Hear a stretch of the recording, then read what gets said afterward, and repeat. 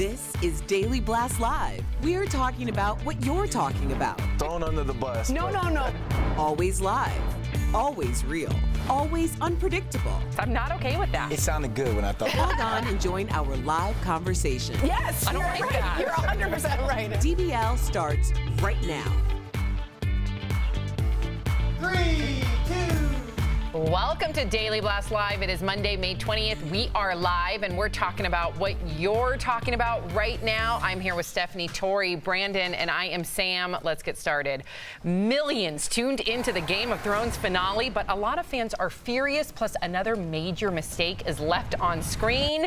And a professional golfer's girlfriend is fuming after getting the cold shoulder. All of that in moments. But first, it is graduation season, and the 2019 class at Morehouse College in Atlanta got a very big surprise from their commencement speaker, billionaire Robert Smith. Watch.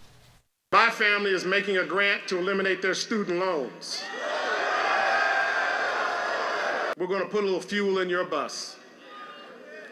Now, I've got the alumni over there, and this is a challenge to you, alumni. This is my class, 2019.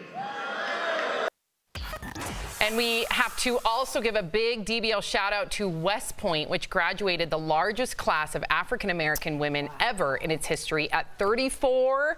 Way to go, ladies. Way to represent. I want to go back to the commencement speech because it appeared that he went off script. I'm sure he had planned this, but I like that it was very spontaneous in the sense that the students had no idea that their debt essentially would be paid off. And we know how much that is. When we come out of school and we have $20,000, $40,000, $50,000, $60,000, up to $150,000 worth of debt, how do we then start off as adults when you're carrying that much baggage? You can't. And I think when someone wrote an op-ed in the New York Times and it talks about, hey, millennials, we feel the same way about you, saying how we don't care about you and we think that about you. Well, guess what? Millennials had to have come from student loan that crushed them. They have no way of living for cost of living. They know housing that they get into. There's a reason millennials feel so apathetic because there's no way to get to where you want to go. So I completely understand. Huge gift, amazing moment. The guy in the corner left, if you watch it again, is my favorite of the whole thing. He just goes, oh!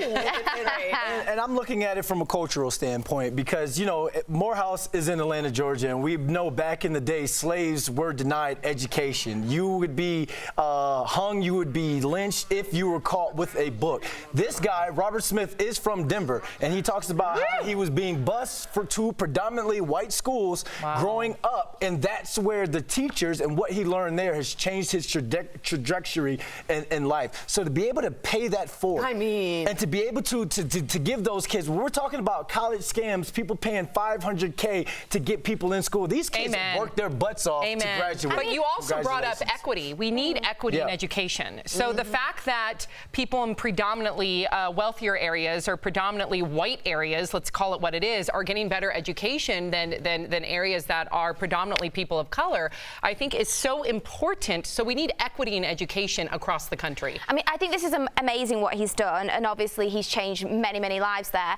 But what about should he have to, Stephanie? He didn't have to. No, shouldn't the government step in? Should we be relying on alumnus to do this for us?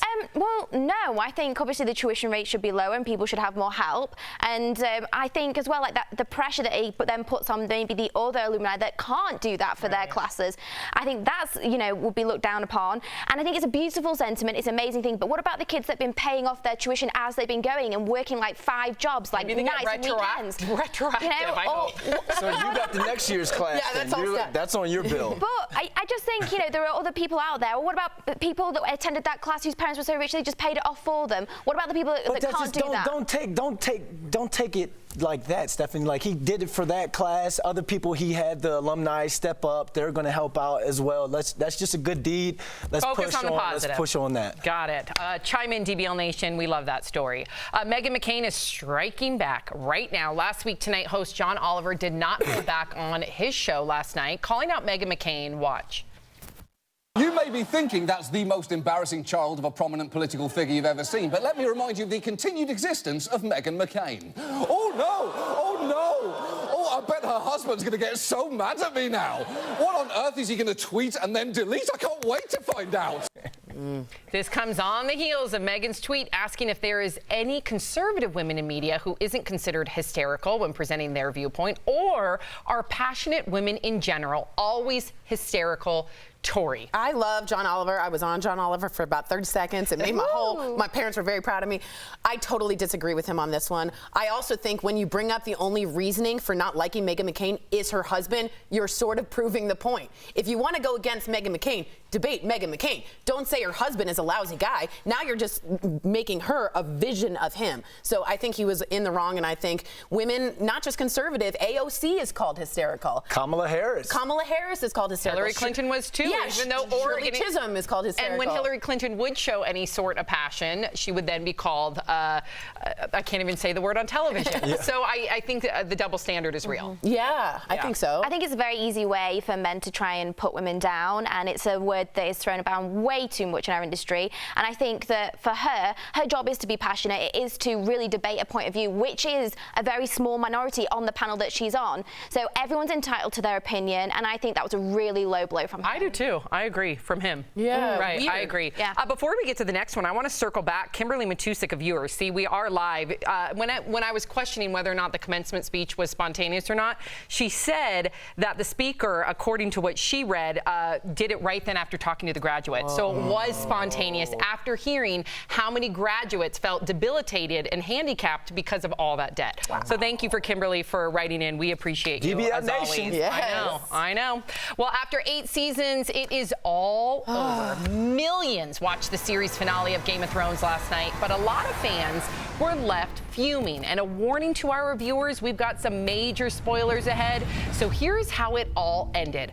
Bran ended up king of the Iron Throne, or at least what was left of it, which the actor himself thought was a joke. Sansa is his sister, the Queen of the North, which remained independent. Sister Arya took off to explore whatever is west of Westeros. Jon Snow was banished to the Night's Watch yet again and got the touching reunion with Ghost, his dire wolf, that we all wanted, but not before he killed his love/aunt Daenerys, who went all Mad Queen and slaughtered the people of King's Landing last episode.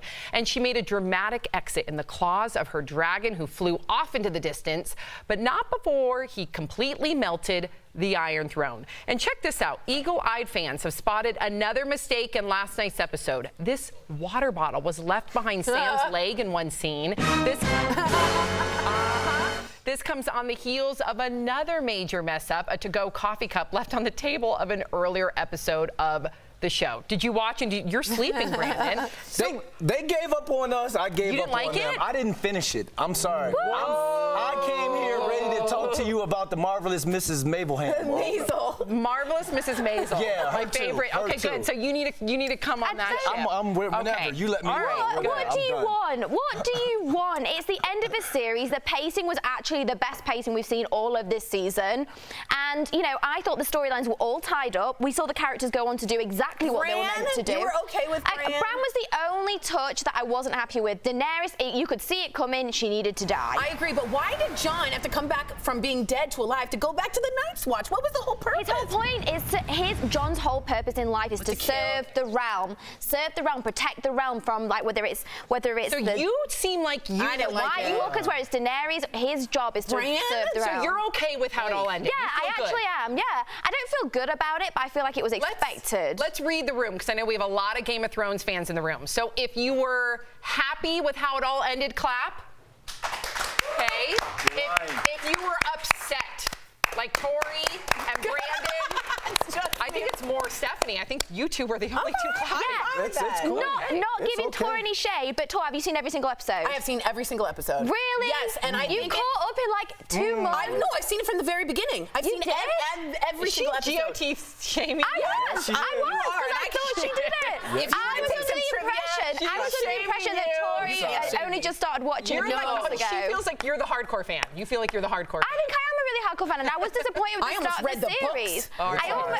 The start of this series was disappointing, but I think in the end, the few left-in cups, whatever, got a bit sloppy. The last episode, thought they did a good job. Got it. One less person at our marvelous Mrs. MC Hammer party.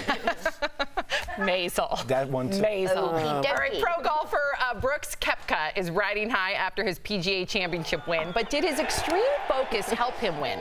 Look at this video of Brooks with his girlfriend Jenna Sims as they're walking to start his round. She tries to kiss him. He gets denied. Then denied a second time, you guys. Don't worry, she finally did get her kiss in the end after he got his trophy. Brandon, as an athlete, like, first of all, I'm not hating on this. Like, what people need to understand is he's in his zone. He loves her, but he's focused on making sure that he gets the best score possible. He was not trying to hate on her. I'm not trying to hate on you, but baby, you should know. I'm in that Mamba, the Mamba mentality. Once that kicks in, it's game time. We can't have that. We can't have that. And another thing, when the girlfriend sometimes, or even the boyfriends at different drafts, when they try and kiss you when you get drafted, it's like, let me have my moment first. Like, hey. And I don't think it's gender specific, because as a female athlete, I feel the same way. I think it was really funny how she kind of turned and it's like, I didn't do just that. Like when you trip, but you pretend you're running just for a little bit. Yep. Yeah, no, I totally get it. He was in the zone, but she was a little embarrassed. I think so. Do we get to get an American Idol real quick or no? Okay, all right. Well, we will talk about American Idol during the break, so make sure that you guys stay tuned for that. If you don't know who the winner is yet, I think you're going to be disappointed dare I say it's that. like the end of Game of Thrones. So DBL is live. We'll bring you breaking news as soon as it happens. Coming up, discover how a devoted dad and firefighter is still giving back to the community he loved even after his passing. It is a powerful heart threads. And you, the viewer, are our fifth host. A Catholic high school is reacting to the Me Too movement and teaching consent to students. So DBL Nation, should abusive relationships and consent be taught in high school sex ed classes? Your comments about that coming up next.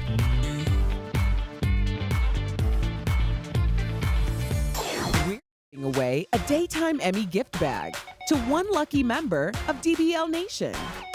Send us a video of your best award acceptance speech to dailyblastlive.com/Emmys. Our favorite submission is taking home this show-stopping prize, worth more than $14,000. So what are you waiting for? Watch, play, and win. Guys, Kelly Schubert here with the DBL Digital team. Happy Monday. I'm here with Tori. Hey guys. She's going to talk to you about her dress. Well, I'm working on a very special project. Okay. So I'm going to pass it over to Tori. All right, so what I wanted to know is, A, what you guys think about the Game of Thrones. A lot of you writing in. I know series endings are always somewhat disappointing. Some of you brought up Lost, The Sopranos. Sorry, that was weird. So I want to know your favorite endings of finales. What are some of your favorite finale endings? I loved Growing Pains. She comes back, they move, they get the picture, and someone wrote Mike was here, and then they leave. Tears. Also, dress. Zara, cute, right? I'm losing some weight, getting to fit in some more tight things, but is this supposed to go here in the back or in the front? In the back? Okay. Anyway, so that's what I'm dealing with today. Also, I was thinking of After Sweeps, which if you guys don't know is ending on Wednesday. I was thinking of like chopping off all my hair and doing like a blunt thing. So I want to know how many people are in for that. So it's going to look like that. Does it look good? And hey, it's not good. So let me know your favorite endings of finale series. What are ones that you actually like? Because we all know the ones we hated. It's not that I hated it. I just thought, Bran? Really? Him?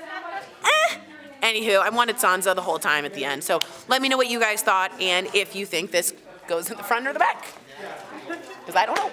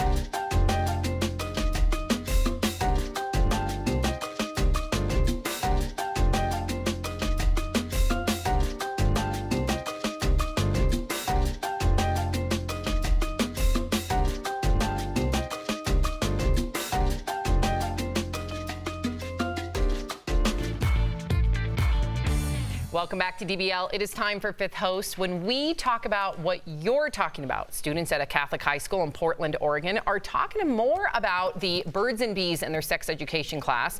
Instructors are also teaching abusive relationships as well as sexual consent in the wake of the Me Too movement. Currently, 10 states require sex ed classes to include the topic of consent, but opponents of the new curriculum fear that students will think it's okay to have sex as long as it's consensual. So DBL Nation, should abusive relationships and consent be taught in high school sex education? Take it away, Brandon. All right, here we go. Suzanne from Facebook says, I'm torn. This could help kids recognize when they're in a bad situation, but I can see how it can send the message to some that teen consensual sex is okay.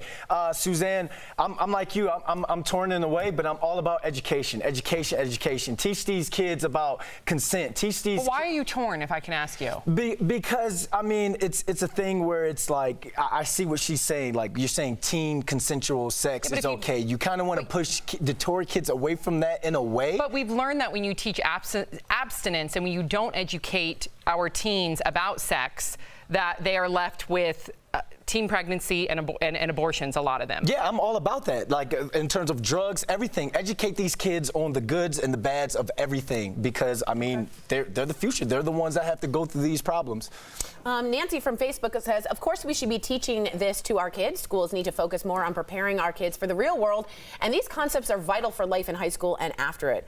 Yeah, I fully believe in this, and only 10 states right now mandate that you have consent as part of your sex ed, but if you really believe in abstinence and you want people to say no to sex, teach them consent. Consent is a way to teach you how to say no. It's important. It's happening. If it isn't happening, you're not really helping our kids. Yeah. Sex is going to happen, and if you really want abstinence, think, I can say no. That's what you should be teaching. Completely agree, Tori.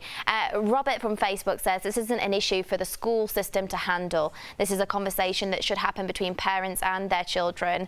I don't agree with you, Robert. I'm sorry. I believe that it should be discussed within education, where children may not feel like they can talk to their parents about this, especially if they come from particularly extremely religious families where, you know, abstinence is what rules the household, so they're not going to want to discuss it anyway, I presume. So I would say at home, have the conversation with your parents if you feel comfortable, and also at school too. It should be nothing to be ashamed of. Yeah, I agree with you, and I think this could help curb an even bigger problem. We've talked about rape culture on college campuses, on how rampant sexual assault is. 1 in 5 women before they graduate will be sexually assaulted or raped. Not to say that this doesn't happen to young boys, but it is disproportionate. So how do we do this? We need to help end this with education and what constitutes consent.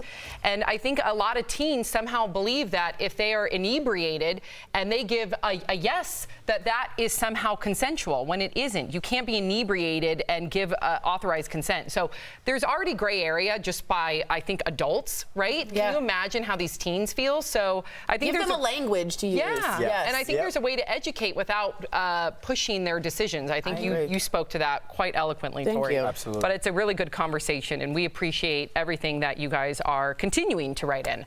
Well, Whitney Houston's estate has some big plans for the late singer's music. Raquel Villanueva has the news at the moment. That's right, Sam. Her estate is planning a Whitney Houston hologram tour, Broadway musical, and new album.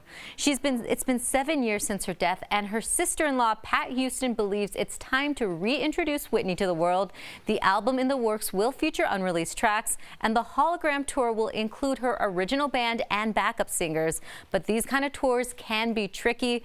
Earlier this year, an Amy Winehouse hologram tour was put on hold because of the challenges it takes to bring a music icon back to life. Wow, what's so sacrilegious? The creepiest thing other than a hologram is not working hologram. None of this is going to go well. Right. This is a bad idea. And we just talked about consent. Yes. Like, does an artist want to continue to, especially if they take their artistry so seriously, like an Amy Winehouse or Whitney Houston? You want your legacy to keep going. You want as a hologram? I mean, your music, your legacy. Whitney Houston is one of the greatest singers of all time. So if you go on tour with the hologram, people are singing her music again, getting that feeling that they had when they listened to her. I wouldn't pay a load of money to go and see a hologram of, and basically a glorified CD. Yeah. Sounds as though they're just trying to get money. Trying to get money. But hey, I could be wrong. I could be wrong. Coming up on DBL, a firefighter's dying wish is helping others long after he's gone. We'll introduce you to a true hero next in Heart Threads. This May, Daily Blast Live is giving away another Sandals Luxury Included vacation. The winner will be announced May 22nd. The next Sandals vacation winner could be you. The sun. All right. So you guys wrote in a lot about your favorite series finales. Someone said Mr. Belvedere was a great ending, and someone also agreed with me that Growing Pains finale was good too. Cheers had a great ending. Do you remember Cheers? Didn't watch it. Oh, do you remember this? Sam goes back to the bar, turns the light off. You hear this. Okay, hold on. You hear this. And he goes, "Sorry, we're closed." MASH had a great ending. MASH was probably, I think, still one of the biggest watched endings. If you guys don't remember, they had a shot of the helicopter going up as they lifted the MASH unit finally from the war. And on the bottom, I think it was written in stones or bags, "Thank you" or "Goodbye." And I think the actors didn't know, and it was just real emotion. And that helicopter shot of you've been in that unit, in that war for so long, was an amazing, amazing moment. I have to re-watch the Mr. Belvedere finale. I don't remember that one. But sensitivity training says, I was raised Catholic. We're switching gears, obviously. And at that time, their only discussion on sex was to not have any till marriage, which didn't teach us anything good. Kimberly says, I can't believe this is even an issue. Of course consent should be taught in school and at home.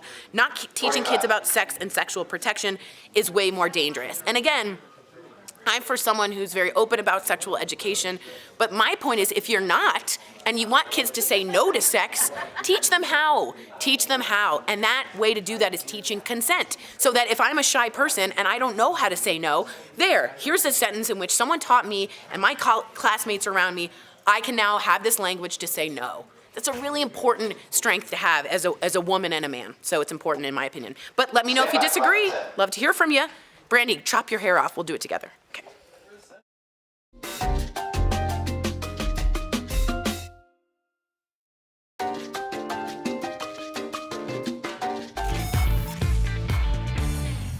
Welcome back to DBL. Today's Heart Threads is all about giving. Watch how a firefighter went beyond the call of duty to serve his community.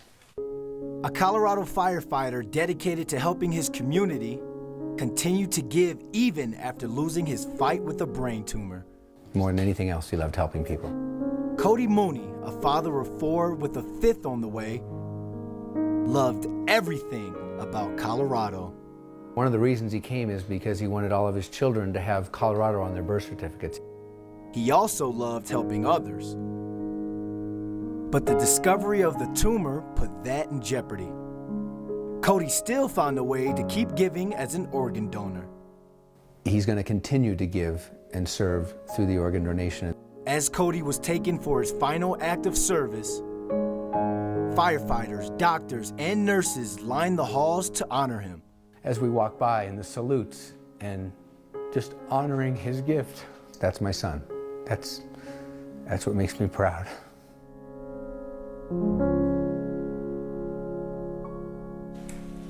We salute you, Cody Mooney, and we'll be right back. Promotional.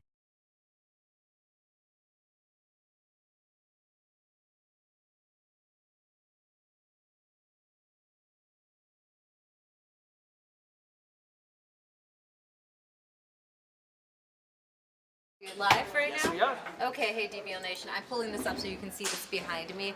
So a couple hours ago, the Eiffel Tower was closed to tourists because someone decided to scale the building, as you can see behind me, and a rescue team had to go up behind him in case he fell. And I can't think of a thing that is annoys me more than people who do this, especially to national monuments and national parks. It isn't yours. That's why it's called national. It's for everyone to enjoy, and when you do things like this, you think you're being cool, you think you're making a name for yourself, but what you're doing is think about all the people that spent thousands of dollars to get to Paris, and this was their one day to see the Eiffel Tower, but because you chose to scale it to make a statement, now they don't get to see something they've maybe been planning for years or their whole life.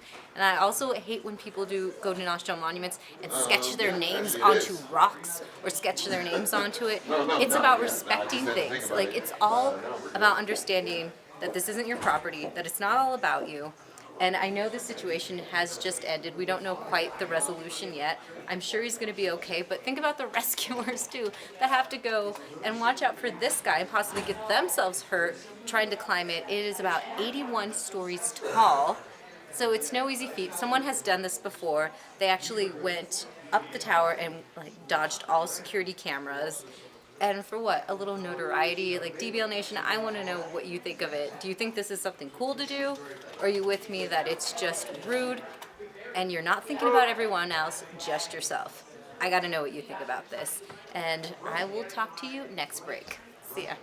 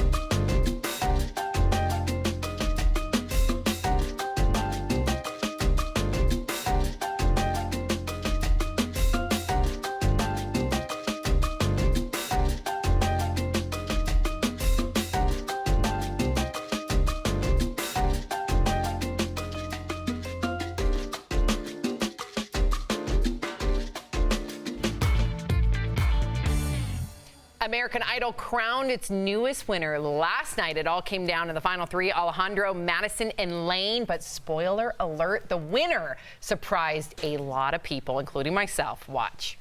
Lane Harding!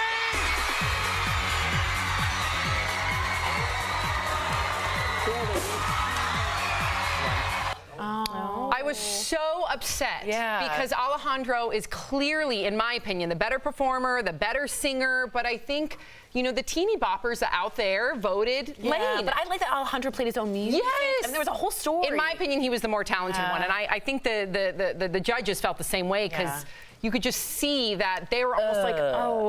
Not to say Lane isn't talented. In the UK, generally, we say it's like the winner's curse. Like, normally who comes second or third do better. So you think Alejandro's going to do better? Yeah. All right, go Alejandro. We'll see you same time, same place tomorrow, and congrats to Lane. Bye, guys.